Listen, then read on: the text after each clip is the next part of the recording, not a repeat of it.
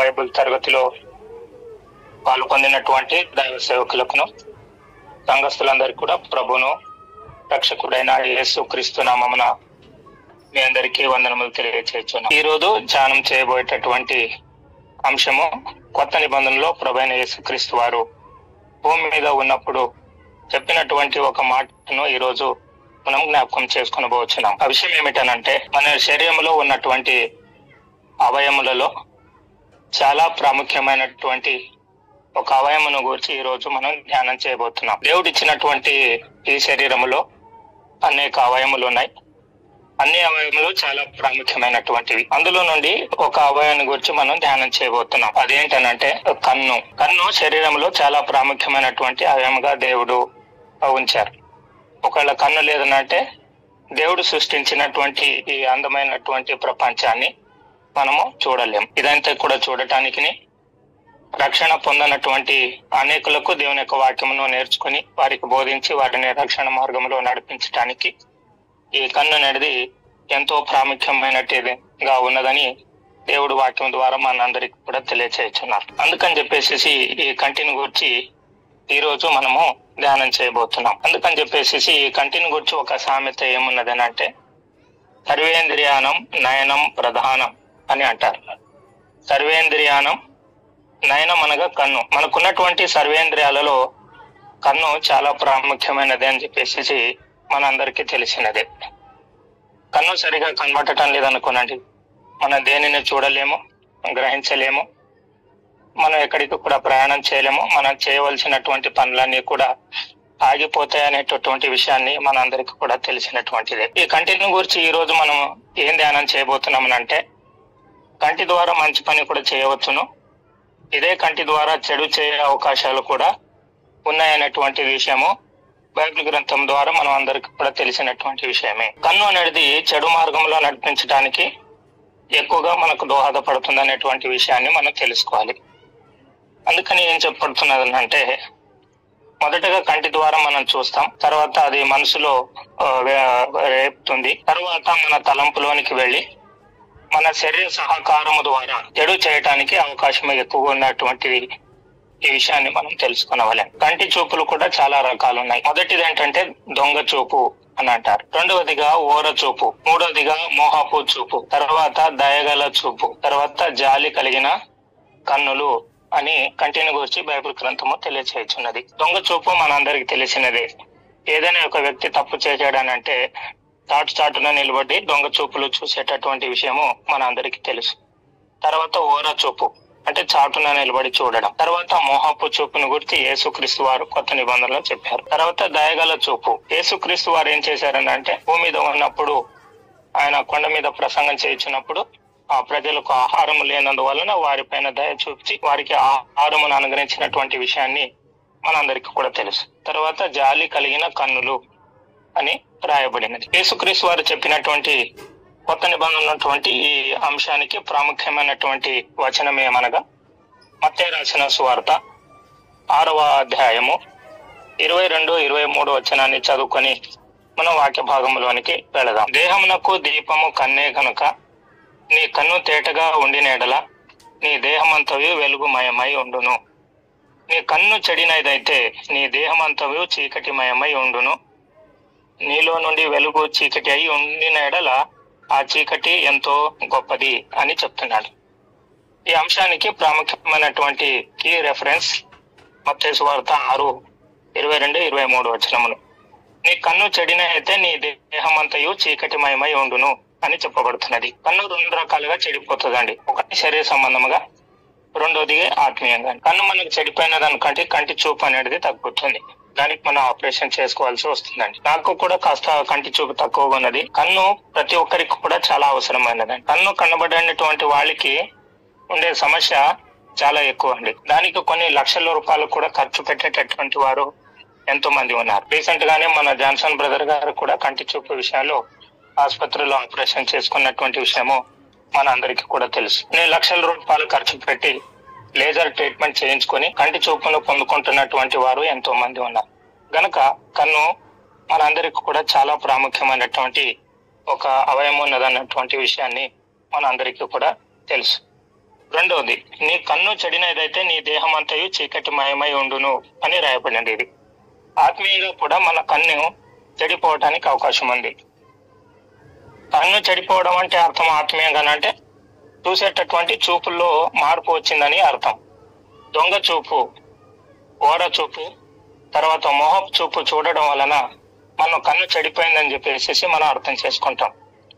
ఎదుటి వ్యక్తి మనల్ని చూస్తున్నప్పుడు చూసే చూపును బట్టి ఆ వ్యక్తి ఎందుకు చూస్తున్నాడు, ఎలా చూస్తున్నాడు అనేటువంటి విషయాన్ని మనం గ్రహించగలుగుతాం.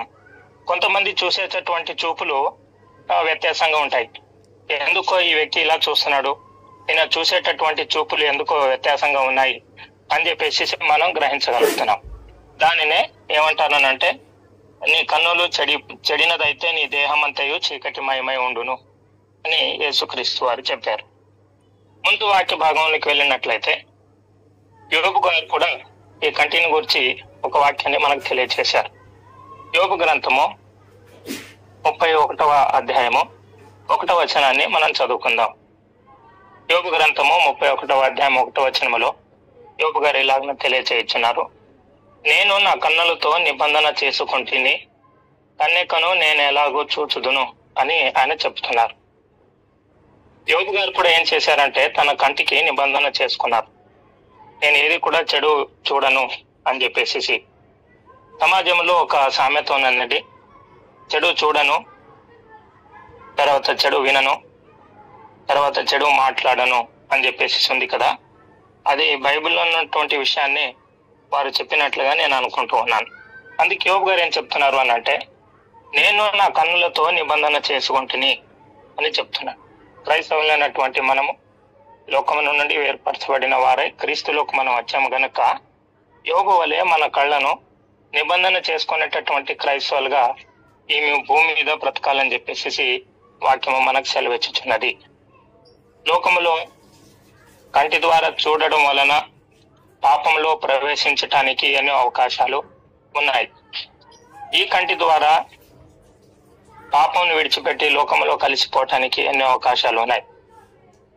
తాను ఈ లోకంలో చెడు కార్యాలు ఎన్నో పెట్టాడు.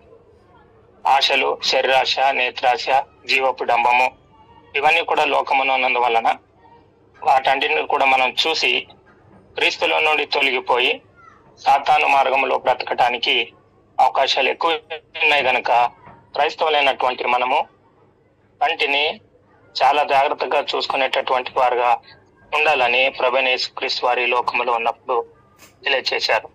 అదేవిధంగా యోబు గారు కూడా మనకు హెచ్చరిక చేసినట్లుగా వాక్య భాగము తెలియచేయుచున్నది.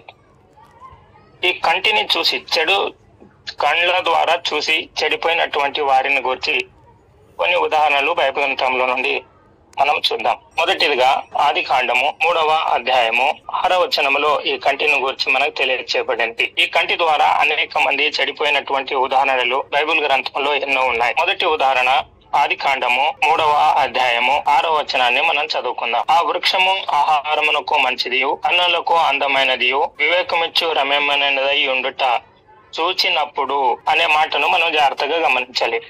ఉండుట చూచినప్పుడు ఆమె దాని ఫలములలో కొన్ని తీసుకొని తిని తనతో పాటు తన భర్తకును ఇచ్చెను, అతడు కూడా తినెను అని వాక్యం రాయబడి ఉన్నదండి. అయితే ఇక్కడ స్త్రీ పాపం చేయటం గల కారణం ఏమిటనంటే, ఆహారమునకు మంచిదియు, కన్నులకు అందమైనదియు, వివేకమునిచ్చు రమ్యమైనదై ఉండుట ఆమె కళ్ళ ద్వారా చూసినప్పుడు దేవుడిచ్చినటువంటి ఆజ్ఞను అతిక్రమించుటకు ఆ కన్ను అనేది కారణమైనది అన్నటువంటి విషయాన్ని దీని ద్వారా మనం తెలుసుకొనవలెను. కనుక సమాజంలో జీవిస్తున్నటువంటి మేము లోకంలో మనకు కళ్ళకు కనబడేటటువంటి అనేక పాపంలోనే గనక వాటిని చూసి ఆదాము హవ్వలు ఎలాగన దేవుని ఆజ్ఞను అతిక్రమించారో అలా మనం చేయకున్నట్ల యోబు వలె మన కంటికి నిబంధన చేసుకుని బ్రతకటానికి మనం అందరూ కూడా ప్రయత్నం చేయవలసిందిగా మనం చేసుకుంటూ ఉన్నాం. ఆదికాండము 12వ అధ్యాయము 14 నుండి 17 వచనములు చూసినట్లయితే ఇక్కడ ఉన్నటువంటి సందర్భము మీ అందరికీ కూడా తెలిసినటువంటిది. అబ్రాహామును గురించి రాయబడి ఉన్నది. ఆదికాండము 12వ అధ్యాయము 14 నుండి 17 వచనములు. అబ్రహాము ఐగుప్తు దేశములో చేరినప్పుడు ఐగుప్తులు ఆ స్త్రీ మిక్కిలి సౌందర్యవతి అని ఉండుట చూచిరి అని రాయబడినది. అబ్రాహాము యొక్క భార్య ఆ దేశమునకు వెళ్ళినప్పుడు అక్కడ ఉన్నటువంటి వారందరూ కూడా ఆ స్త్రీ సౌందర్యవతి అని ఉండుట చూచినప్పుడు సౌందర్యవతి అని ఉండుట చూచినప్పుడు అని రాయబడి ఉన్నది. ఆ స్త్రీ సౌందర్యవత ఉండుట చూచినప్పుడు అక్కడ ఉన్నటువంటి రాజులకును తర్వాత అక్కడ ఉన్నటువంటి ప్రజలలో చెడు ఆలోచన వచ్చినటువంటి విషయాన్ని మనం అక్కడ గమనిస్తున్నాం. కనుక కన్ను చాలా బలమైనటువంటిది. పాపములు మనల్ని జాగ్రత్తగా చూసుకోవాల్సిందిగా దేవుని యొక్క వాగ్దానాన్ని చూద్దాం. యెహోషువ గ్రంథము 7వ అధ్యాయము 21వ వచనములో, దోపుడు సొమ్ములో ఒక మంచి సీనారు పై వస్త్రమును 200 తులముల వెండిని 50 తులముల ఎత్తుగల ఒక బంగారు కమ్మిని నేను చూచి వాటిని ఆశించి తీసుకొంటిని అని వాక్యం సెలవిచ్చుచున్నదండి. అక్కడ మనం తీసుకునేటటువంటి అంశం ఏమిటనంటే 200 తులముల వెండిని 50 తులముల ఎత్తుగల ఒక బంగారు కమ్మిని నేను చూచి, అతడు ఒకవేళ చూడకపోయినట్లయితే దానిని ఆశించేటటువంటి వాడు కాదు. అయితే అతడు ఏం చేశాడు అనంటే వాటిని చూసాడట. చూచి వాటిని ఆశించి, మొదటి భాగంలో నేను చెప్పాను, మనం కంటి ద్వారా చూడడం వలన మనకు ఆశ కలుగుతుంది. దాని తర్వాత మన మనసు రేపబడుతుంది. దాని ద్వారా మన శరీరము పాపం చేయటానికి ముందుకు వెళుతుంది అనేటటువంటి విషయాన్ని నేను ముందుగానే చెప్పాను. అయితే ఇక ఆకానుకు జరిగినటువంటి విషయము అదే. 50 తులముల ఎత్తుగల ఒక బంగారు కమ్మిని నేను చూచి వాటిని ఆశించి తీసుకొంటిని. అందులో నా డేరముల మధ్య అవి భూమిలో దాచబడి ఉన్నవి. ఆ వెండి దాని క్రింద ఉన్నదని ఉత్తరం ఇచ్చి తాను చేసినదంతయు ఒప్పుకొనెను అని వాక్యం రాయబడినదండి. అయితే ఆకాను చేసినటువంటి కార్యం ఏమిటంటే ఆ పై వస్త్రమును 200 తులముల వెండిని 50 తులముల ఎత్తుగల బంగారు కమ్మిని ఆయన చూసి ఏం చేశాడంటే వాటిని ఆశించి అతడు తప్పు చేసినట్లుగా ఇక్కడ వాక్య భాగము సెలవిచ్చుచున్నది. తర్వాత దానివల్ల జరిగినటువంటి పరిణామం ఏంటో మీ అందరికి కూడా తెలిసినటువంటిదే. వారందరిని కూడా తీసుకొని పోయి రాళ్లతో కొట్టి వారి యొక్క కుటుంబాన్ని చంపివేశారని చెప్పేసి వాక్యము మనకు సెలవిచ్చుచున్నది. అంటే ఒక కంటి ద్వారా చేసేటటువంటి పాపం ద్వారా వచ్చే పరిణామం ఏంటో ఇక్కడ కనబడుచున్నది. మొదటి ఉదాహరణలో హవ్వ ఆ పండును తినటం వలన దేవుని ఆజ్ఞను అతిక్రమించి ఏదైనా తోట నుండి దేవుడు వారిని బయట వెలివేసినట్లుగా మనకు కనబడుతున్నది. అంటే కంటి ద్వారా చేసినటువంటి పాపం ద్వారా పరిణామం ఏం కలిగింది అని అంటే ఏదైనా తోట నుండి దేవునితో సావాసము కలిగి ఉండినటువంటి వారు దేవునికి దూరం అయిపోయి ఏదైనా తోట నుండి బయట వేయబడినట్లుగా మనకు కనబడుచున్నది. రెండోదిగా చూసినట్లయితే అక్కడ ఐగుప్తీయులు ఆ స్త్రీని చూసినందువలన వారు కూడా చెడు ఆలోచన కలిగి ఆ స్త్రీని తన ఇంటికి తీసుకొని వెళ్దామన్నటువంటి ఆలోచన వచ్చింది కనుక అక్కడ ఉన్నటువంటి రాజుకు దేవుడు స్వప్నమందు ఇలాంటి పని నువ్వు చేయకూడదు అనేటటువంటి విషయాలు దేవుడు వారిని హెచ్చరించినట్లుగా మనకు కనబడుతున్నది. మూడవదిగా చూసినట్లయితే ఆకాను కూడా ఆ కంటి ద్వారా వాటిని చూసి ఆశించి అతడు పాపం చేయడం వలన వారికి జరిగినటువంటి పరిణామం మనందరికి కూడా తెలిసినటువంటి విషయమని వాక్యం మనకు తెలియచేస్తున్నదండి. నాలుగవదిగా చూసినట్లయితే ఇంకొక ఉదాహరణ మనం చదువుకుందాం. 2వ సామువేలు 11వ అధ్యాయము 2వ వచనాన్ని మనం చదువుకుందామండి. ఒకానొక దినము పొద్దుబోకు వేళ దావీదు పడక మీద నుండి లేచి మిద్దె మీద నడుచు పై చూచుచుండగా స్నానం చేయి ఒక స్త్రీ కనబడెను. ఆమె దావీదు దాన్ని ఆశించినట్లుగా ఇక్కడ కనబడుతున్నదండి. మిద్దె మీద నిలబడి ఆ స్త్రీ స్నానం చేయుచుండగా దావీదు చూడటం వలన అతనికి చెడు ఆలోచన వచ్చినది. ఆ స్త్రీని తన ఇంటికి పిలిపించినట్లుగా ఇక్కడ కనబడుతున్నదండి. కనుక దావీదు ఏం చేశారు, ఆ స్త్రీ స్నానం చేయుచున్నటువంటి విషయాన్ని ఆయన మిద్దె మీద నుండి చూసి ఆశించి అతడు చెడు కార్యం చేయటానికి పూనుకున్నట్లుగా వాక్య భాగం మనకు సెలవిస్తున్నది. అతడు చేసిన తప్పిదం వలన కలిగినటువంటి పరిణామము మనందరికి కూడా తెలుసు. కనుక 4 ఉదాహరణలు మనము చూసాం. మొదటిగా హవ్వ ఆ పండును చూసి తిని దేవుని ఆజ్ఞను అతిక్రమించినది. రెండోది చూసినట్లయితే ఐగుప్తు దేశంలో ఉన్నటువంటి వారందరూ కూడా ఆ స్త్రీ సౌందర్యవతి ఉండుట చూసి వారు ఆ స్త్రీని ఆశించినట్లుగా మనకు వాక్యం సెలవిస్తున్నది. మూడవదిగా ఆకాను గారు కూడా ఆ బంగారమును పై వస్త్రమును దొంగతనం చేసి తన యొక్క దాచిపెట్టుకున్నట్లుగా మనకు వాక్యం సెలవిస్తున్నదండి. చూసినట్లయితే దావీదు గారు స్నానం చేసినటువంటి స్త్రీని చూసి ఆశించి ఆయన దేవునికి విరోధమైనటువంటి పాపము చేశారు. దానికి పరిణామంలో దేవుడు ఆయన ప్రతిఫలంగా శిక్షించినట్లుగా మనకు కనబడుతుంది. ఈ వచనాల ద్వారా క్రైస్తవులైనటువంటి మనము మన కంటిని యోగు వలె నిబంధన చేసుకుని వారై పాపాన్ని లోకంలో జీవిస్తున్నటువంటి మనము దేవుడు మనల్ని వాక్యం ద్వారా ప్రత్యేకపరిచారు గనక మనం ప్రత్యేకమైనటువంటి వారుగా ఉండాలి. వాక్యమును మన హృదయంలో ఉంచుకొని పాపం చేయకుండా దేవుని యందు భయమును భక్తిని కలిగిన వారై వాక్యానుసారంగా పరిశుద్ధమైన బిడ్డలుగాను ప్రభువైన యేసుక్రీస్తు వారి యొక్క రాకడ కొరకు మనం సిద్ధపడేటటువంటి బిడ్డలుగా ఈ భూమి మీద బ్రతకటానికి మనం అందరూ కూడా ప్రయత్నం చేయాలని వాక్య భాగం సెలవిస్తున్నది. కొన్ని హెచ్చరికలను మనం చూద్దాం. ఇలా ఉన్నప్పుడు క్రైస్తవులైనటువంటి మనము ఎలాంటి హెచ్చరికలు కలిగి మనం భూమి మీద బ్రతకాలో దేవుని యొక్క వాక్యము మనకు సెలవిచ్చిన విషయాలను మనం గమనించుదాం. కీర్తన గ్రంథము 119వ అధ్యాయము 18వ వచనములో ఇలాగన వాక్యం సెలవిస్తున్నది. నేను నీ ధర్మశాస్త్రమునందు ఆశ్చర్యకరమైన సంగతులను చూసినట్లు నా కన్నులు తెరవము అని చెప్తున్నాడు. ఇక్కడ కీర్తనకారుడు చెప్తున్నటువంటి విషయాన్ని మనం అందరూ కూడా గమనించాలి. ఈయన ఎలాగైనా ఆలోచిస్తున్నారో అలాంటి ఆలోచన మనము కూడా కలిగిన వారుగా ఉండాలని మనం ప్రయత్నం చేయాలి. నేను నీ ధర్మశాస్త్రమునందు ఆశ్చర్యకరమైనటువంటి సంగతులను చూసినట్లు నా కన్నులు తెరవము అని చెప్పాలి. నేను నా జీవితంలో పాపమును చూడకుండా నీ ఆశ్చర్యకరమైన సంగతులు పరిశుద్ధ గ్రంథంలో రాయబడినటువంటి విషయాలను నేను చూసి దాని ప్రకారంగా నేను నడుచుకోవటానికి నన్ను ప్రయత్నం చేసుకునేటటువంటి వారుగా మనం అందరూ కూడా ఉండాలని ఇక్కడ గ్రంథకర్త తెలియచేస్తున్నారు. ఈ ధర్మశాస్త్రములో ఆశ్చర్యకరమైన సంగతులు చూసినట్లు నా కన్నులు తెరవమన్నట్టు. ధర్మశాస్త్రములు అంటే బైబిల్ గ్రంథములో దేవుడు ఆశ్చర్యకరమైనటువంటి అనేక సంగతులు ఆయన రాశారు కనుక వాటిని మనం చదువుతూ అనుదినము మన జీవితాలను సరి చేసుకుంటూ క్రీస్తుకు సంపూర్ణమైన పురుషులుగా మనం ప్రతిదినము మనము ఎదగటానికి మనం ప్రయత్నం చేయాలని చెప్పేసి వాక్య భాగము మనకి సెలవిస్తున్నదండి. రెండవ హెచ్చరిక మాటను వాక్యములో నుండి మనం చదువుతాం.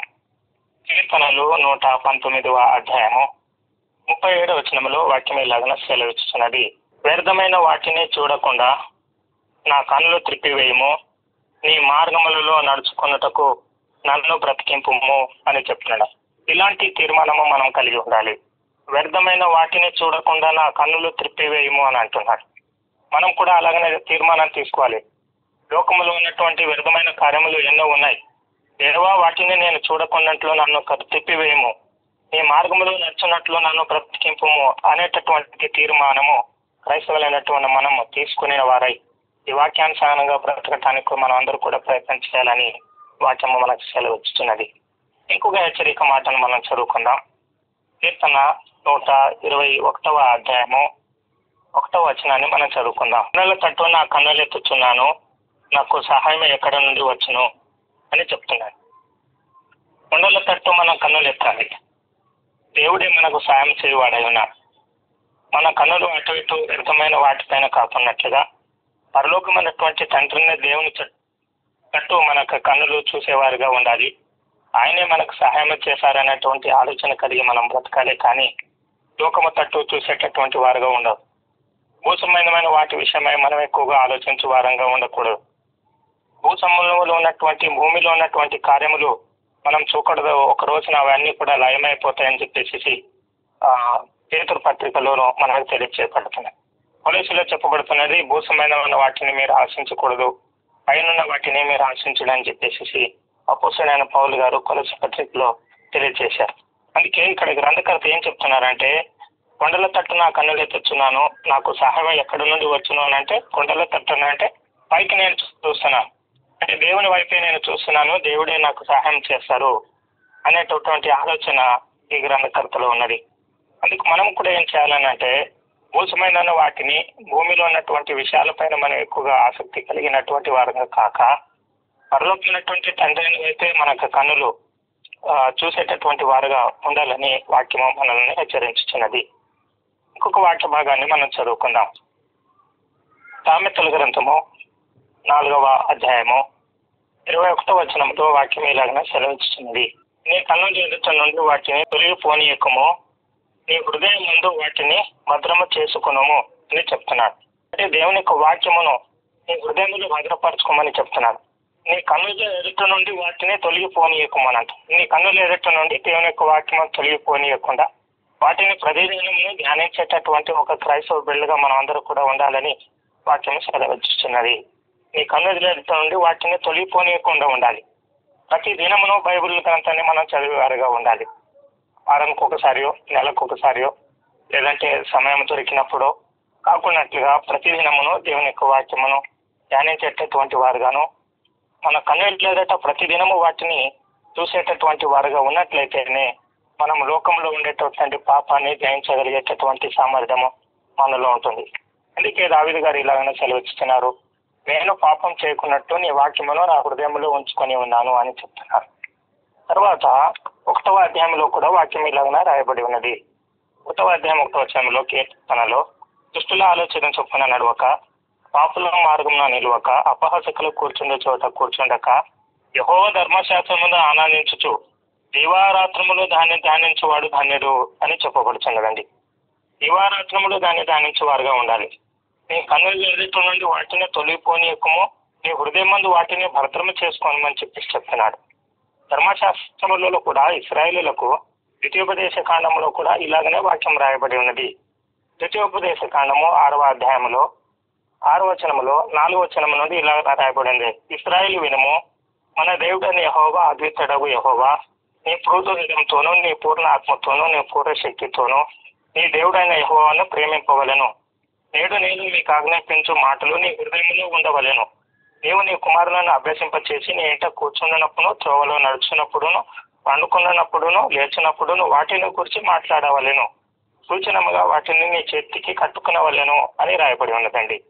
ఇలాగ నా క్రైస్తవుల యొక్క జీవితంలో మనము కన్నుల ఎదుటి నుండి వాక్యము తొలగిపోనీయకుండా ప్రతిదినము వాటిని మనం ధ్యానించినట్లయితే మన కంటికి ఎదురుగా కనబడేటటువంటి పాపాన్ని మనం లోపడకుండా వాటిని జయించేటటువంటి శక్తి మనలో వస్తుందండి. ఇంకొక హెచ్చరిక మాటను వాక్యము నుండి మనం చదువుకుందామండి. ప్రసంగి గ్రంథము 1వ అధ్యాయము 8వ వచనంలో ఇలాగన వాక్యం రాయబడి ఉన్నది. ఎడతెరగా లేకుండా సమస్తము జరుగుతున్నది, మనుషులు దాన్ని వివరింపజాలరు. చూచుట చేత కన్ను తృప్తి పొందక ఉన్నది, వినుట చేత చెవి తృప్తి పడకనున్నది అని తృప్తి కలుగుట లేదు అని ప్రసంగి గారు రాశారు. తన జీవితంలో అనేక విషయాలన్నిటిని కూడా అనుభవించిన తర్వాత చివరిగా కొన్ని మాటలు ఆయన తెలియచేస్తున్నారు. చూచుట చేత కన్ను తృప్తి పొందక ఉన్నది అని చెప్పబడుతున్నదండి. ఎంత చూసినా ఇంకా చూడాలనే కన్ను అనుకుంటది. అందుకే ప్రసంగి గారు ఏం చెప్తున్నారనంటే, ప్రపంచంలో అన్ని విషయాలను నేను చూశాను, చూడనటువంటిది ఏది కూడా లేదు. అన్ని చూసినప్పటికీ కూడా నా కంటికి ఇంకా తృప్తి అనేది కలగలేదు అని చెప్తున్నాడండి. అందుకని మనం ఏం చేయాలనంటే, కంటిని చాలా జాగ్రత్తగా చూసుకునేటటువంటి క్రైస్తవ బిడ్డలుగా మనం అందరూ కూడా ఉండి ప్రభు కొరకు సిద్ధపడేటటువంటి క్రైస్తవులుగా మనం అందరూ కూడా ఉండాలని వాక్యం సెలవిస్తున్నది. చివరిగా ఒక మాటను చదువుకుని వాక్యాన్ని ముగించుకుందామండి. ప్రభువైన యేసుక్రీస్తు వారు ఈ లోకంలో ఉన్నప్పుడు చెప్పినటువంటి మాటను మనం జ్ఞాపకం చేసుకుని వాక్యాన్ని ముగించుకుందాం. మత్తయి రాసిన సువార్త 18వ అధ్యాయము 9వ వచనాన్ని మనం చదువుకుందాం. నీ కన్ను నిన్ను అభ్యంతరపరిచిన ఎడల దాన్ని పెరికి నీ యొద్ద నుండి పారివేయము. 2 కన్నులు కలిగి అగ్నిగల నరకములో పడవేయబడుట కంటే ఒక కన్ను కలిగి జీవములో ప్రవేశించుట నీకు మేలు అని చెప్తున్నాడు. ఇది చాలా ప్రాముఖ్యమైనటువంటి అంశము. ఈ కన్ను నిన్ను అభ్యంతరపరుస్తున్నది అనుకోనండి, దానిని మనం ఏం చేయాలంట? తీసి పారవేయమంటున్నాడు. 2 కన్నులు కలిగి నరకములో ప్రవేశించుట కంటే ఒక కన్ను కలిగి జీవములో ప్రవేశించుట నీకు మేలని తెలియచెప్పబడినది. కనుక మనం ఏం చేయాలంటే, ప్రతి ఆదివారం రోజున ప్రతి దినము మన జీవితంలో ప్రతివాడు తను తాను పరీక్షించుకునవలని. అందుకని ఆదివారం రోజున ప్రభురాత్రి భోజనంలో పాల్గొనటానికి ముందుగా 1 కొరింథీలో రాయబడినటువంటి అపోస్తలుడైన పౌలు గారు తెలియజేసినటువంటి విషయాలు మనం చదువుతాం. ప్రతివాడు ఆదివారంన తను తాను పరీక్షించుకునవలెను అని రాయబడి ఉన్నదండి. అంటే ఆదివారం రోజు ఒక రోజున మనల్ని మనం పరీక్షించుకోవాలి కాదండి, ప్రతి దినము ప్రతి క్షణము మనలను మనము మన జీవితాన్ని గురించి మనం పరీక్షించుకునేటటువంటి వారుగా ఉండాలి. మనం తెలుసుకునేవాళ్ళను. వాక్యము అద్దము లాంటిది. అందుకే పేతురు గారు ఏం చెప్తున్నారనంటే, అద్దములో మన సహజ ముఖంలో చూసుకొని మనం సరి చేసుకోకపోయినట్లయితే అది తప్పని అని అంటున్నాడు ఆయన. అందుకని మనం ఏం చేయాలి? సహజ ముఖాన్ని ప్రతిదినం మనం చూసుకొని మన ముఖంలో ఉన్నటువంటి పొరపాట్లు ఏమైనా ఉన్నట్లయితే వాటిని ఎలాగైనా సరిదిద్దుకుంటున్నామో అదేవిధంగా ఆత్మీయంగా కూడా అర్థమనేటటువంటి బైబిల్ గ్రంథంలో ఉన్నటువంటి విషయాలన్నీ కూడా మనం చదువుతూ మన జీవితంలో ఉన్నటువంటి పొరపాట్లన్నిటి కూడా సరిదిద్దుకుంటూ పరిశుద్ధమైన బిడ్డలుగా ప్రభువైన యేసుక్రీస్తు వారు భూమి మీద ఉన్నప్పుడు ఎలాగైనా పరిపూర్ణమైనటువంటి వ్యక్తిగా ఆయన మారారో అలాగన ఆయన మార్గంలో నడిచేటటువంటి బిడ్డలుగా మనం అందరూ కూడా ఏర్పడాలని చెప్పేసి వాక్యము సెలవిస్తున్నది. ఈ రోజు మనం తెలుసుకున్నటువంటి అంశం ఏమిటంటే మన శరీరంలో ఉండేటటువంటి ప్రాముఖ్యమైనటువంటి అవయము కన్ను. సర్వేంద్రియానం నయనం ప్రధానం అనే అంశాన్ని మనం చదివాం. శరీరంలో ఉన్నటువంటి అన్ని అవయవాల కన్నా కన్ను అనేది చాలా ప్రధానమైనటువంటిది. కన్ను చెడినదైతే మొత్తం చీకటిగా మారుతుందని చెప్పేసేటటువంటి విషయాన్ని ప్రభువైన యేసుక్రీస్తు వారు చెప్పినటువంటి విషయాన్ని మనం జ్ఞాపకం చేసుకున్నాం. కంటి చూపులు చాలా రకాలు. దొంగ చూపు, ఓర చూపు, మోహపు చూపు, వేగల చూపు, జాలిగల కన్నులు అనే విషయాన్ని పరిశుద్ధ గ్రంథం నుండి మనం ధ్యానం చేశాం. దానికి సంబంధించినటువంటి అనేక మంది యొక్క ఉదాహరణలు మనం చూసాం. కంటి చూపు ద్వారా వారు చెడును చూసి చెడిపోయి పాపం చేసి దేవుని యొద్ద నుండి శిక్షను పొందినటువంటి విషయాలు మనం గమనించాం. అందుకు దానికి తీసుకోవాల్సినటువంటి జాగ్రత్తలు పరిశుద్ధ గ్రంథం నుండి అనేక వచనాలు మనం చదివాం. కీర్తనకారులు సామెతల గ్రంథంలో నుండి ప్రభువైన యేసుక్రీస్తు వారు కొత్త నిబంధనలో చెప్పినటువంటి విషయాల ద్వారా మన జీవితాలను సరి చేసుకుంటూ కంటి ద్వారా మనం పాపం చేసేటటువంటి వారుగా కాక ప్రతిదినమును దేవుని యొక్క వాక్యమును కంటి ద్వారా చదువుతూ పాపంలో జీవించేటటువంటి అనేకులను దేవుని యొక్క మార్గంలో నడిపించేటటువంటి ఒక క్రైస్తవ బిడ్డలుగా దేవుని సేవకులుగా ఈ భూమి మీద బ్రతకటానికి మనం ప్రయత్నం చేయాలని చెప్పేసి వాక్యంలో మనం తెలుసుకున్నాం. నన్ను నేను హెచ్చరించుకుంటూ దేవుని కూడా వాక్యమును హెచ్చరిస్తూ మనం ఏదైనా ఈ విషయాలలో మనం పొరపాటు కలిగి మనం ఒకవేళ జీవిస్తున్నట్లయితే వాక్యం ద్వారా మన జీవితాలను సరి చేసుకుని యేసుక్రీస్తు వలె మనం బ్రతకటానికి మనం అందరూ కూడా ప్రయత్నం చేద్దాం. అలా చేయడానికి దేవుడు సాయం చేయగాక. ఓపికతో వాక్యాన్ని విన్న మీ అందరికి కూడా ప్రభువును రక్షకుడైనటువంటి యేసుక్రీస్తు నామమున మీ అందరికీ వందనములు తెలియజేసుకొని నా సందేశాన్ని ముగించుకుంటున్నాను.